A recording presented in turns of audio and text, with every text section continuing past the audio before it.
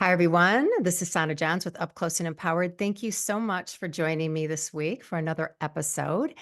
And my intention today is to awaken you to your true power as it is all the time, because I believe that we are all more powerful than we really realize. So today, we are going to have a very powerful conversation with a special guest who specializes in attachment styles as it relates to relationships. And we're going to talk a lot about this in depth. And I find this really interesting, as she and I were just talking a few minutes ago. It's not really, it's now in the mainstream of therapy and coaching, but it hasn't been so much in the past. And I feel like the more we know about ourselves, the more we can show up for ourselves and show up for others. So we're going to talk about different attachment styles, how we develop them, where they came from, how they impact our relationships, how maybe what some of the characteristics are of those attachment styles, what to look out for. And then we're also going to talk about healing, starting to heal and work on those styles so that we can create fulfilling, loving, authentic relationships. So I have a great guest today, and she is an expert in this area. So I'm really excited to have her on the show. And her name is Rose Viggiano, and she's going to be talking in detail about these attachment styles and also about the deep family systems that more or less created, I should say, or how we were influenced by these systems, growing up. So this is going to be very interesting. Rose was motivated by her own experience with insecure attachment wounds. This is what led her to the repercussions of being in dysfunctional relationships and realizing that this was something that she had to heal. So this became a powerful motivator for her, recognizing the impact that these experiences had in her own life. And her mission now is to help people build secure, passionate, and deeply connected relationships. Now, through her method, which is awakening relationships, she combines top-down psycho Psycho, education psychoeducation. education tools. I should have got that straight before we did the show. Tools with That's okay. bottom-up somatic practices to support her clients toward building secure, functioning partnerships and healing their own secure attachment patterns. It's all about the patterns, and that's what we're going to talk about today. Now, she is a master level relationship coach with many accolades, possibly too many to mention, but I'm going to mention a few. And then I do have her bio listed on my Voice America page, and you can check it out because she really does have quite a list here. But she is a master level relationship coach. She has a specialty in attachment, uh, a certified DARE practitioner, which is dynamic attachment repatterning experience. She holds certificates in mindfulness-based stress reduction, CBT, which we all know is most of us cognitive behavioral therapy, compassionate inquiry, which I'm not even familiar with. So I'm going to learn some things today. And many others, like I said. She does therapy for couples, and she is trained extensively. She has trained extensively with leaders in the healing and couples world that many of you will know the names. So Dr. Terry Levy, Gabe Mate, Terry Real, and many others. So she does have quite a bit of experience in this area, and she lived it. Like, she actually was self-aware enough and got to a point, and we'll hear her story in a minute, where she knew that she had to heal this part of her life so that she could actually have a more fulfilling life of authenticity and feeling whole, I'm sure. So let's bring her on the show, Rose Viggiano. Thank you so much for being here today. And Hey, how are you Sonna. doing?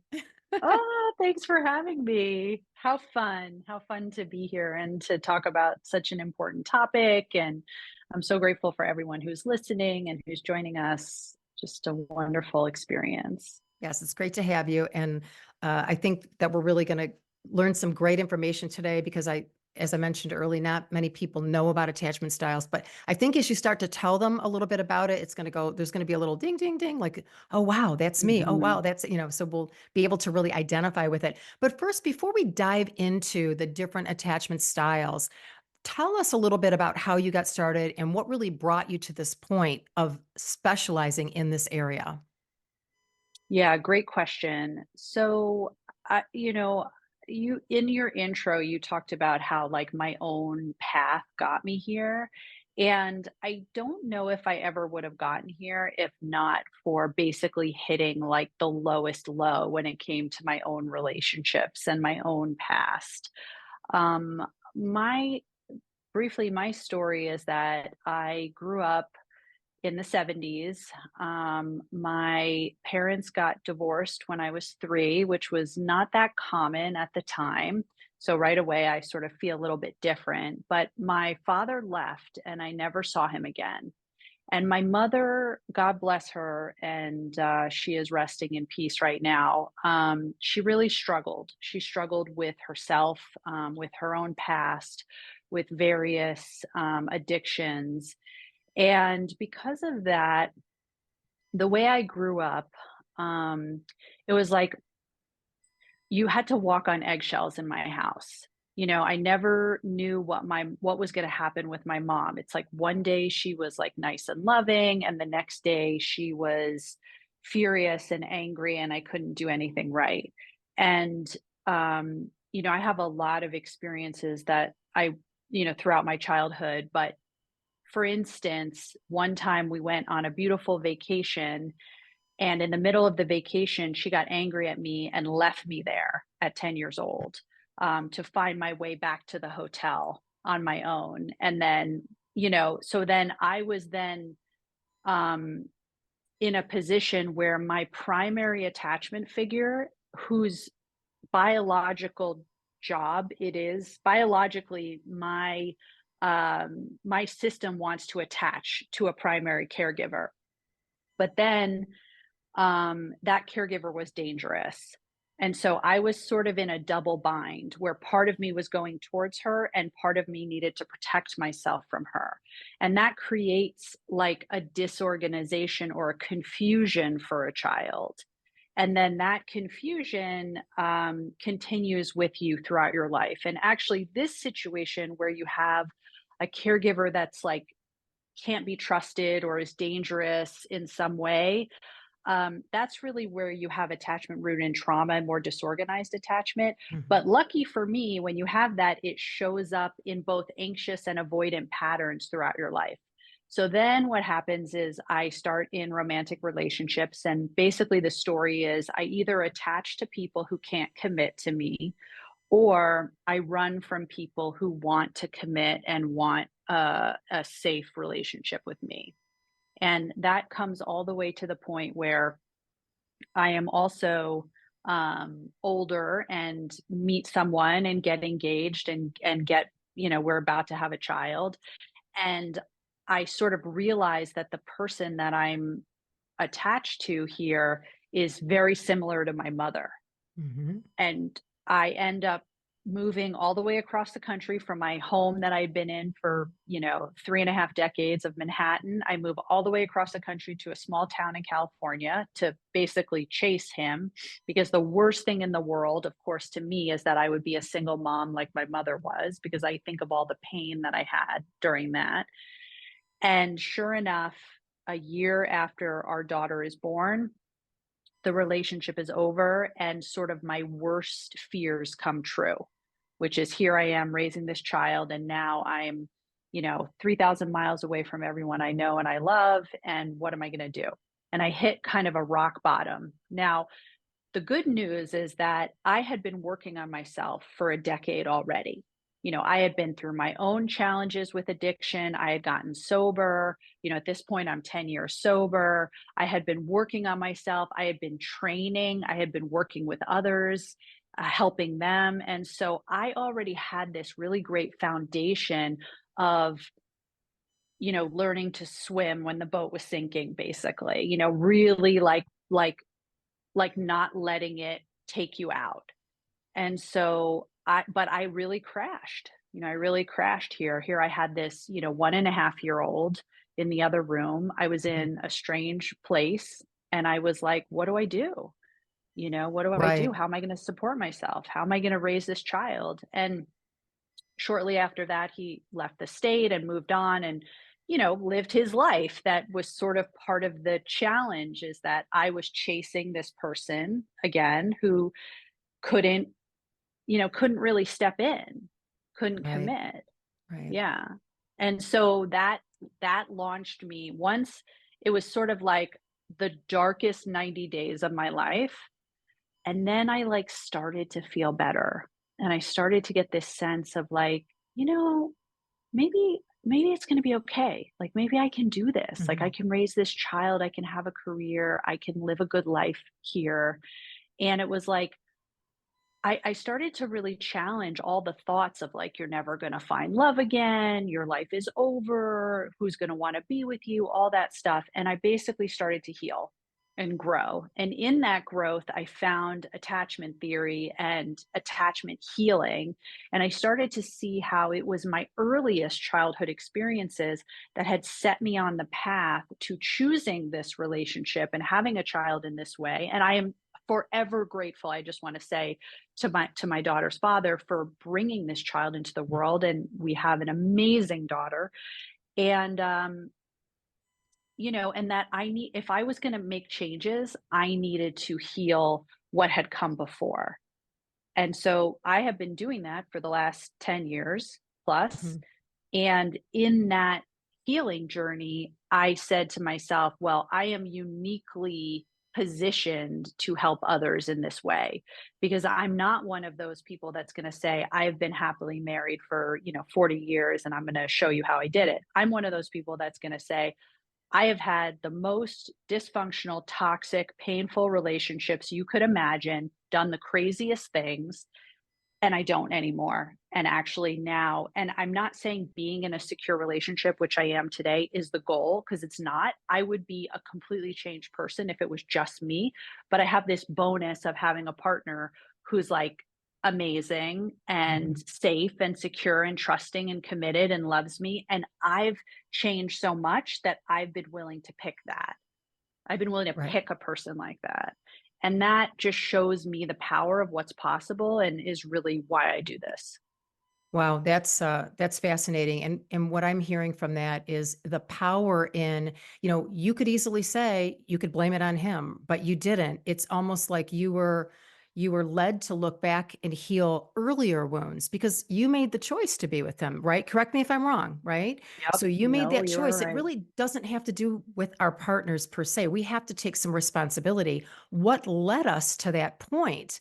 And so that's why I think this is, very profound because, you had gone way back to really heal those earlier wounds. And the fact that you had this epiphany, which is kind of what it sounds like, you almost like, it was almost like a refresh of, well, wait a minute, Mm, maybe this isn't so bad. And you kind of started to rethink it. And I also think it was part of that growth that you've kind of been working on for a long time. But I mean, the beauty is that you realized it wasn't really so much him. It led you to learn a lot about yourself and heal things way before he even got in your life, just like many of us. We get in these relationships and we're so upset, but we also have to take responsibility. totally. And I completely agree with you 100%. And I did go through a period of time where I was like cursing his name. Oh, I yeah. definitely went Right. through a period of We all time where do. I was like, I'm the victim. Yeah. Yeah. Yeah. Look at what's for me. And then I came to exactly what you said. I came to the point where one day, a mentor of mine said to me, Rose, I get it. And guess what? You picked him. And I was like, oh, and it just, that was one of those moments that everything broke open. Mhm. And I'm a big believer in like, if you're the problem, there's no solution. But if I'm the problem, there's a solution, because I can't control you, but I can Yeah. control me. And I like so that. it was sort of that moment where I was like, wow, I could just keep picking people like him and like us, not just him, because it was the way I was in reaction to him and him in reaction to me. It wasn't just who we both are. We're both good people, but the negative cycle that we were trapped in, there was no work. It wasn't workable. So I had Mhm. to change so I wouldn't step in there. And just like a moment of success to say, as we're sort of weaving this all together, a couple of days ago, my current partner brought something to my attention that I do, that he said, I think you do this thing. And it was about not being as supportive with him as he thought was actually helpful in a relationship. And so good on him. And my response was, you know, I do that. You're right. Let me look at why I do that and what that's doing to us and to me. And I tell you, this is the first time in my life, almost 50 years old. I've been teaching this stuff for 10 years. It's the first time in my life in a relationship someone could call me out and I could say, "You're right. That's me to own, and I'm gonna work on that." I love that. Well, first of all, it's growth, it's maturity for sure. And how great is it that he kind of brought that to your attention? How mature of Yeah, him to bring that to I your know, attention and say, "Hey, look at," and then for you to not be defensive, which many people would get. But that's, as you know, that's the growth that we go through. We don't react as much anymore. That's when we know we're really right. growing, when we actually step back and go, well, wait a minute, maybe I do that. Thanks for letting me know. Thanks for making me aware of that. And imagine how many relationships would thrive if we could just look at it that way instead of being so reactive and just like what you did is a perfect example. So, oh, I I love mean, that. yeah, that's secure functioning. These are the things that I teach: secure functioning and building up your own secure attachment so that you can make those choices in relationship and you're not so reactive. Right, right. It's Yeah. it's it's crucial. Well, and we're going to start a break here in just a minute. So after the break, I want to talk about the different styles, the different attachment styles, and get into them a little bit deeper because I know that some people may Yep. be able to really relate with some of the things, and I need to get refreshed on some of this because I find it all very, very interesting. And I have some specific questions too that a few people have asked me to ask on the show, which, I'd love to hear your responses and I know they would too. So for those of you listening, thanks for listening to the show. We are going to take a break here in just a second. And behind the break, we're going to dive deeper into the intricacies of attachment styles and, where you are in that, I guess, what do you call it? In Spectrum. the spectrum, Yeah. and where we might be able to heal some things, or at the very least, be really self-aware. That's the first step, is being self-aware of some of these things, and then we can start to heal them. Right? Yeah. Okay. All right. 100%. All right, great. So we'll be back right after this short break. Hi, everyone. Welcome back to the show. We're talking with Rose Viggiano, expert in attachment styles, and we're going to dive right in and talk about those different attachment styles now. So, Rose, can you give us a somewhat of a brief overview of each of those styles, and then I'm going to probably ask you a few questions that were emailed into me and DM'd to me, so that we can kind of, see which ones fit into where. Can you do that for us? Definitely, Great. definitely. So, we basically are dealing with 4 attachment styles: secure, anxious, or ambivalent, avoidant, and disorganized. Now, most of us have met like a few people who seem securely attached, and usually when you get to know them, they like flow easily between connection and alone time. They're sort of generally optimistic. They're okay if they're in and out of a relationship. They're trusting. They're able to reach out for support and offer support. And their radar for danger is pretty functional. It's not like they think that everything is dangerous, and it's not like they think nothing is dangerous. Like, they're pretty balanced, right? And when they're in relationship, they're playful, they laugh, they can repair, they can apologize, they can say when they've done something wrong, sort of like what I was able to do the other day. They don't play games, they're straightforward, they tell you about themselves, they're honest about themselves. And that's because they mostly came from caregivers that were consistent, that were generally trusting, that, they knew they were loved, the communication was clear and predictable. And like, parents were being parents, they didn't have to manage up. They didn't have to take care of an immature parent. They could be a child. So those people, which, researchers say is generally about 50% of the population, I feel like it's a little less, end up with more secure attachment. Okay, so does that make sense for Yeah. the first one? So that one's which one? What's That's just for secure. people joining right now? Yeah, so that's It's secure attachment. okay. And a lot of times what happens is people that have natural secure attachment, which means in their childhood, they had these responsive caregivers. Their caregivers were attuned to them. They were able to be themselves in childhood. That those people grow up and they generally get married and they stay married. And so, if you're dating a little bit later in life, a lot of times those people are already taken. because they partner up and they're okay with being in Interesting. partnerships. Yeah. And then That's they kind really of stay interesting. there Mhm. unless there's something that gets in the way. Then you have you have three other styles. So one Mhm. that we hear a lot about, of course, is anxious and avoidant because those are the main ones other than secure. So anxious folks, most of us grew up in an interesting, well, they're all sort of interesting to me, but this interesting scenario where the love of the parents was sort of intermittent. So, like, sometimes they were loving and attuned to you, and sometimes they were like shut down and not there for you. And so, because of that intermittent love from your main caregivers, the child becomes almost like anxious or desperate for love because they don't know when it's going to go away again. They have Mhm. like a panic about when is it going to go away. Does that make sense? It makes total sense to me. I don't know about to the listeners, but it makes total sense to me because I'm very familiar. Yes, yes. And Okay. you don't feel safe. I mean, you don't know it's very Right. inconsistent, so it's intermittent. And if you think about it, there's many adult relationships that are doing the same thing. Well, and we'll bring that in right now, which is that when we grow up in an inconsistent environment and we are an adult and we meet someone who is inconsistent, that person is going to feel like home to us.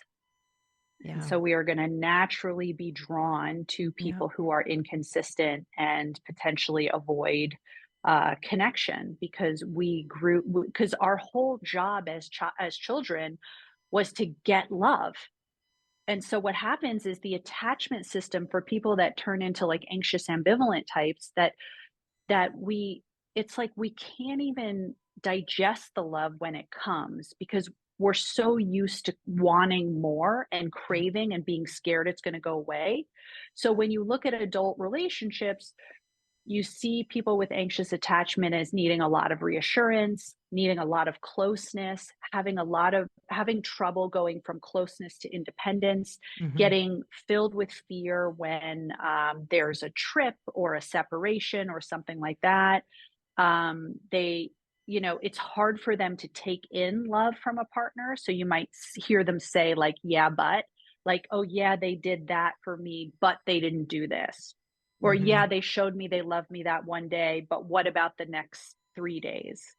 So it's hard to take it in because as children, if we really took the love in, that was the precursor for it going away. So Right. Right.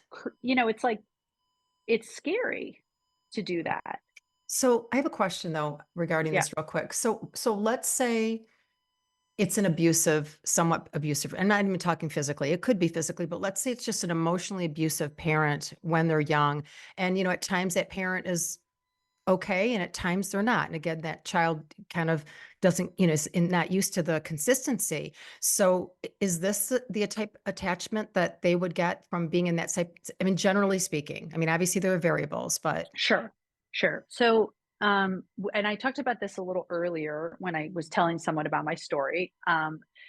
You would see more emotional abuse turning into like more of a disorganized attachment. Now, why this is familiar to folks that had emotional abuse as a child is because disorganized attachment is pretty much shows up as a mixture of anxious and avoidant.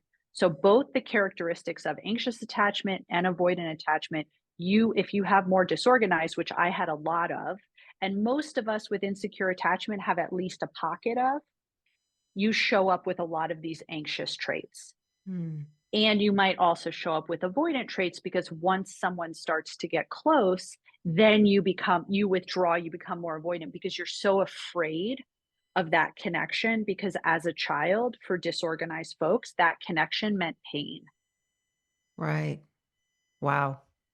So when you have an emotionally abusive parent, or a parent that you have to fear, or an addicted parent, or just, a parent that has their own trauma, that is Hmm. their own unresolved trauma. Even sometimes they are not doing anything to you, but they have so much Right. unresolved pain that you just take it on as a Yeah. child. Kids You're feel. sharing the same environment. Yeah. And you just Mhm. become disorganized. And so when you grow up that way as an adult, you feel very confused in relationships. You know, you might be easily startled. You would have the anxious and avoidant patterns. You might not be present. You're sort of, even your language with someone who has a lot of disorganized attachment, they might be talking to you in the present tense, then they go into past tense. You're not sure who they're talking about. You know, there are a lot of signs of that sort of confusion. It's hard to set boundaries in relationships, which is also anxious right there. Mhm, Because if we're mhm, afraid to lose someone, if we're anxious attachment is, I'm desperately afraid to lose you. Please don't leave me. And so, mhm. why would I want to set a boundary if that boundary meant you were going to go? And so, I Right. sacrifice myself with anxious attachment and disorganized attachment. And isn't there a correlation there with codependent type behavior as well? Like Sure. Yeah, definitely. I mean, codependent behavior, codependency initially, it was a recovery term, and codependency was all about the reaction to being in relationship to an addict or an alcoholic. right, So when you grow up with addiction or you're in a marriage with addiction, you will become sort of impacted by that, by then becoming the master caretaker, by trying to right. fix, trying to solve. So they have anxious attachment and codependency are very similar. They're not Mhm. exactly the same thing, but they can look very, very much alike. Right, like where they don't wanna hurt somebody or they don't wanna upset somebody, so they'll like, they're like they shut down because they don't wanna hurt somebody, so that's a little bit that's where I kind of just thought of codependency right now Yeah, with that. Yeah. definitely. Mm, Definitely. They can definitely be interchangeable in various circumstances. And, you know, when you are in a relationship with an addict, you know, that can very much bump up your attachment style. So let's say you know, attachment is on a spectrum. Most of us have more than one style. Now, I never met ah, anyone that's okay. just secure or Mhm, just anxious. You know, mhm. it's sort of like, okay, 50% secure and 30% anxious and 10% avoidant, 10% disorganized. So it's really like a spectrum. And Mhm. then based on who you're in relationship with is what's going to come out the most. So Right, it's very reactionary. right, and, this brings up a really good question. I was told that sometimes you can be pretty much secure. I mean, obviously, you say we have different traits of others, but let's say Sure. we're a secure attachment and we're with somebody that's avoidant. It can Yeah. actually bring out some anxiousness in us. Yeah.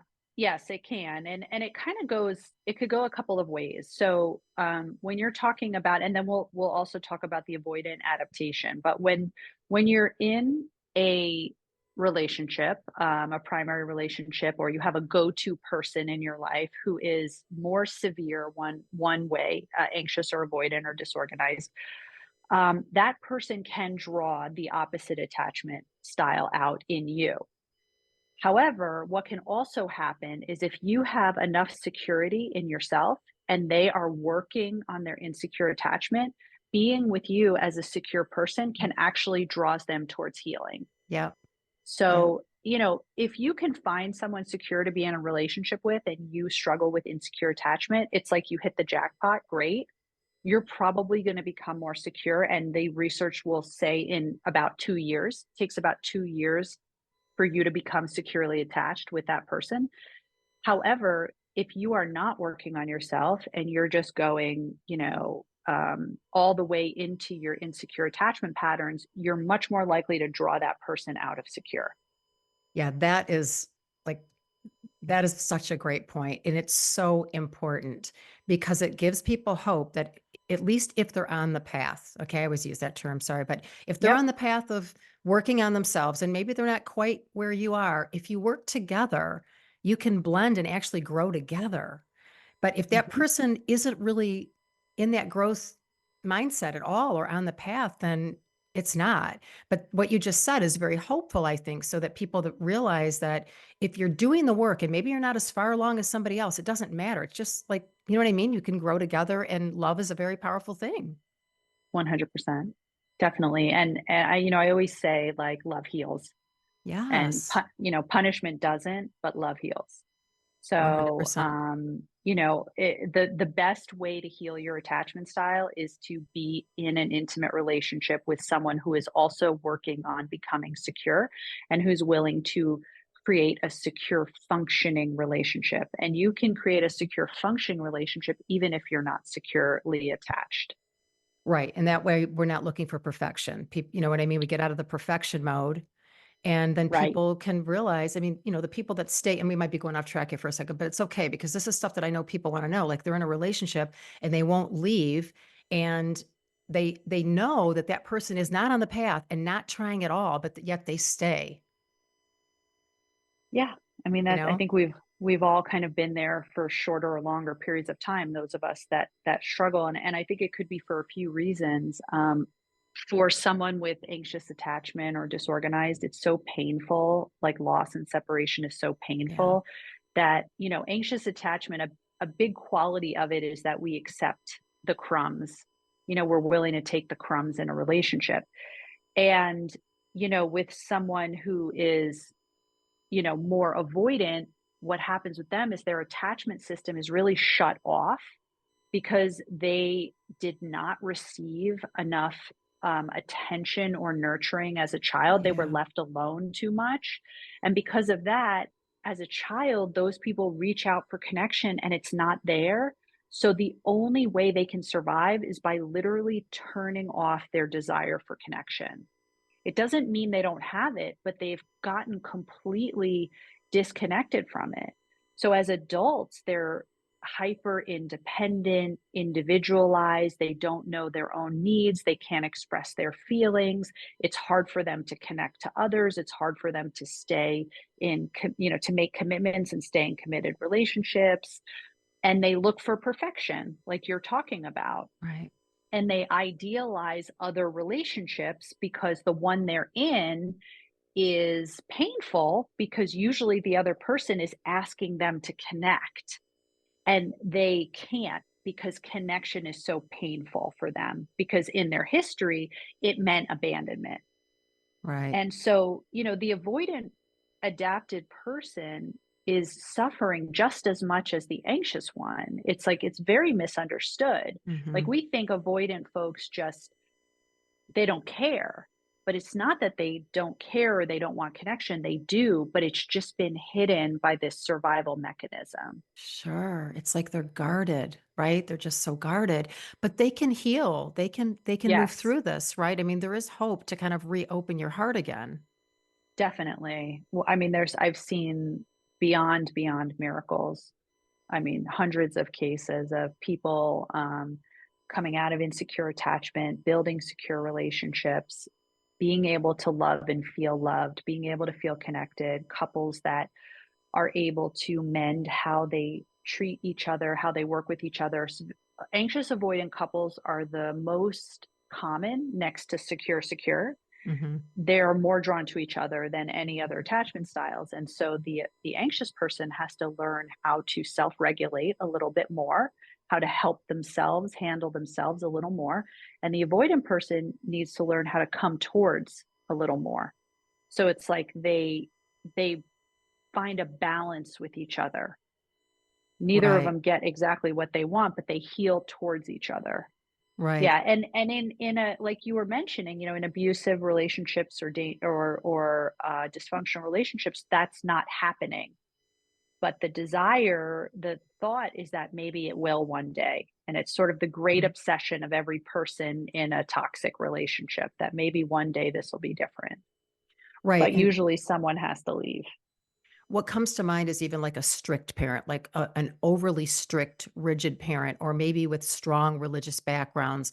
I see that a lot and how that can affect Mm. um, young adults even to really open up. So, what have you seen in that? And we're going to take a break in a second, but I think we still have a few sec. Oh, well, we better we'll talk about that right off the break after the break. Of course, I always go in different directions because I just love diving into this stuff. It is so, and you are so good at this. I'm so glad you're on my show right now. And I'm hoping everybody is getting as much out of this as I am. And this is exactly why I do the show is to raise awareness so that everybody can learn to grow and, be on the path, right, to a more fulfilling life.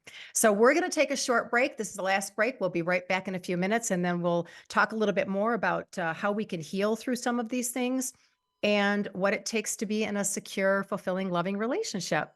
We'll be back right after this. Hi, welcome back to the show, Up Close and Empowered. I'm Sonna Johns, and I'm with Rose Viggiano today, and we're talking about secure attachments. And she just ran through the attachment styles, but for those that are just listening, we're just going to run through them really quickly and dive a little deeper. And then I have some questions that I'm going to ask her that may help some of you listening. So, Rose, just quickly, what are the attachment styles again? Okay, so the four attachment styles, the first one is secure, and those folks are generally trusting, they flow easy in and out of connection, they have a good balance between alone time and relationship time, they're generally optimistic, they're trusting, they can ask for help. Then you have folks that are more anxious, and for them, it's really hard to settle without someone else to regulate them. They're really focused on if somebody likes them, if someone's going to stay. They're very scared of abandonment. It's hard for them to let love in because they're really afraid of a relationship ending. And then you have folks who are run more avoidant. And those folks are going to be like really self reliant. They have a hard time knowing their own needs or expressing feelings. They might build walls to create distance. If you ask them a question, they're going to respond like with one word or two words. Like they're just going to, it's like just the facts, ma'am. Whereas an anxious person wants to tell you the whole story from start to finish and they want all that connection and contact and avoidance. Like, okay, let me just give it to you and like, let's move on. And then you have disorganized attachment, which has its roots in trauma. And as adults, we can tend to be kind of fearful of relationships. We might have both anxious and avoidant traits, or we might be one or the other. We might have certain patterns that seem confusing, like sudden, like 1 minute we're angry and then the next minute we're sad, or we're easily triggered or alarmed. And that also comes from having a childhood that had that where there were aspects to it that were fearful. So that's a dysfunctional. That's the disorganized Disorganization. attachment. Yeah. Disorganized. Yes. And Interesting. and and I'll just say that attachment isn't only about caregivers, although that's what we're focusing on. Your attachment style can also come out of the fact that you grew up in a war zone or with racism or Hmm. gender issues, or you weren't accepted because of you grew up in a strong religious environment or in poverty. Like these are all things that also impact our the way that we attach in relationships as adults. Good point. Really good point. I'm glad you mentioned that. And also a heartbreak. Like if a young kid goes through a heartbreak, that can be traumatic, right?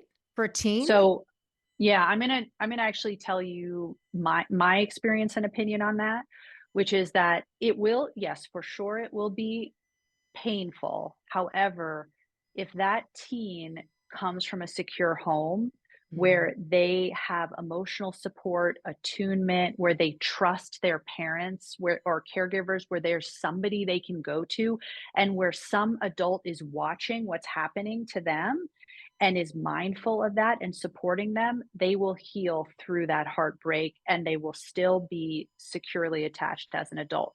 Now, that heartbreak comes with someone who has no one to go to, who learned that they should push their feelings down, who learned it wasn't safe to go to a caregiver, where the caregiver was inconsistent, maybe they would be there or they weren't. That Mhm.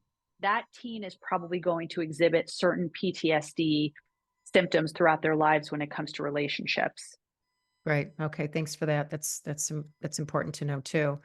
Okay. So I have a question regarding people that jump from relationship to relationship. So what type of attachment style would that fall into, or it may be a few people that just, they got to be in a relationship. And if it doesn't work, they got to be, or they got to be dating. They jump to kind of fill that void. So again, I know there's a lot of generalities here, but Sure. just, what are your thoughts? Yeah. Well, right away, when you first said it actually jump from relation to relationship, I thought avoidant. Now, this is a little bit of a surprise because the reason I said avoidant is because a lot of times with avoidant attachment, they are really interested in getting into a relationship in the beginning, but then once the relationship starts to develop and their partner starts to require from them more emotional Hmm. intimacy, they find a reason to end the relationship or withdraw, and then they leave. And then maybe they'll start another one or they'll have one night stands. Now, when you then went on to say the person has to be in a relationship, this to me speaks more of anxious attachment, Hmm. because the anxious attachment is where we're desiring that relationship, we're craving that relationship. Like we don't feel okay unless we're in a relationship. And that's more along the lines of anxious attachment. So great question. It could actually be both depending on the situation. Yeah, that's a really good explanation and to see it two different ways. And then what about neediness? Like, people that are with somebody that just always want their time and their attention and just almost where it's just like exhausting. Where Yeah. would that fall? I mean, that is like classic anxious attachment behavior. And like Mhm. I said, if you have disorganized attachment, some or a lot, you can exhibit both traits. So we'll just talk anxious and avoidant, and often anxious is called ambivalent. Mhm. And it's called ambivalent because it's like, on the one hand, I want your love, but on the other hand, I'm like scared that it'll go away. So I kind of push it away.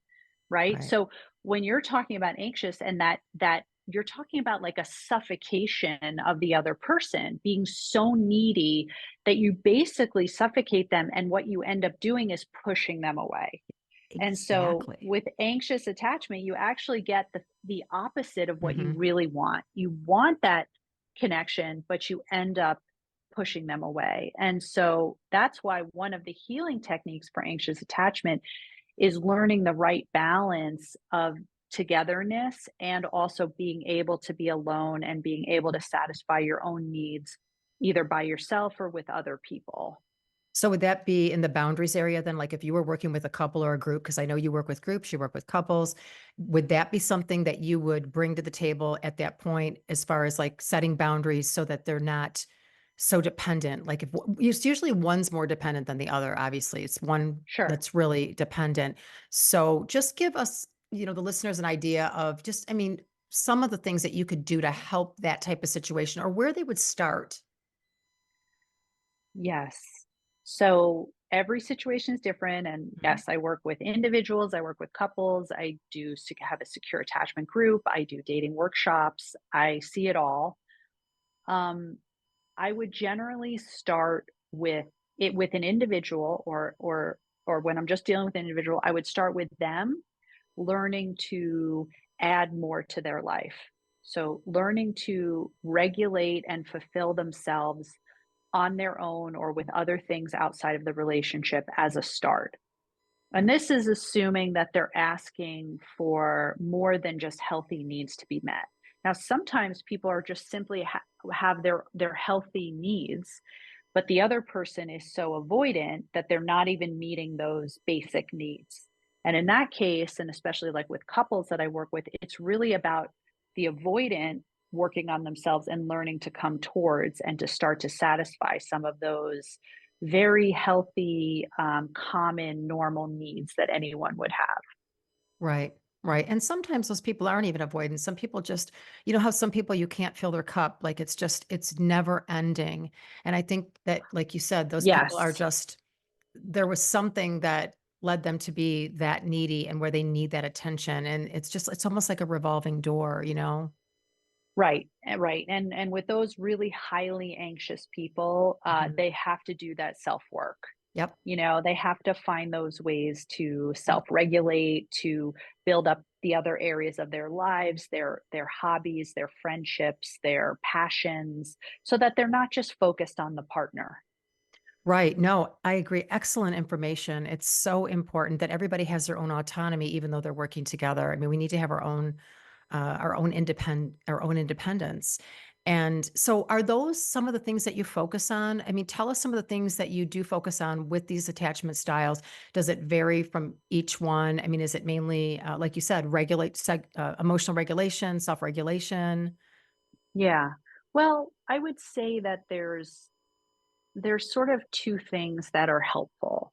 So the first thing, and like you talked about in the beginning, is when I call it top down, which is sort of like brain work, mind work you can do, Hmm. behavior. So the first thing is to kind of learn about what does it look like to be in a secure, functioning relationship. So regardless of your attachment style, you can learn these tools. And these are tools like active listening. So how to, instead of saying, you got home late and, that's how I know you don't love me. Instead of that, being able to say, hey, honey, can we talk for a second?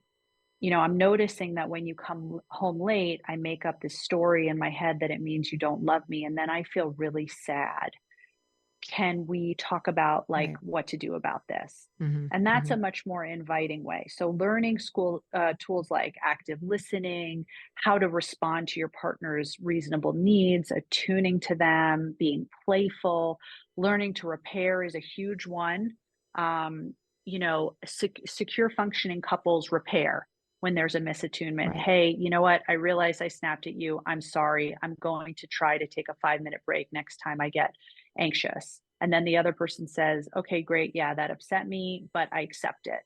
So Right. you give the repair, you accept it, secure functioning. Then the other part is really the healing of the past. What are the past wounds and scenarios that have impacted me to the point where I am now in reaction to those and showing up with this insecure attachment style?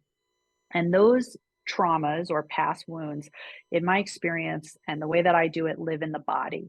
They are somatic, they are body memories, even things you don't have conscious memories of, you have implicit or body memories of those things happening to you. So you say, well, my parents were got into terrible fights and then they divorced when I was 2 and so I don't remember any of that. Yes, but you experienced it and it still rests in your body and that needs to be healed. And there Right. are a number of inner child practices, somatic work, visualizations that I do with individuals and couples that go back and heal that. So that's a big part in my experience of healing attachment wounds. Right. I also want, because we're running low on time here. I wish we had another half hour. Oh my gosh.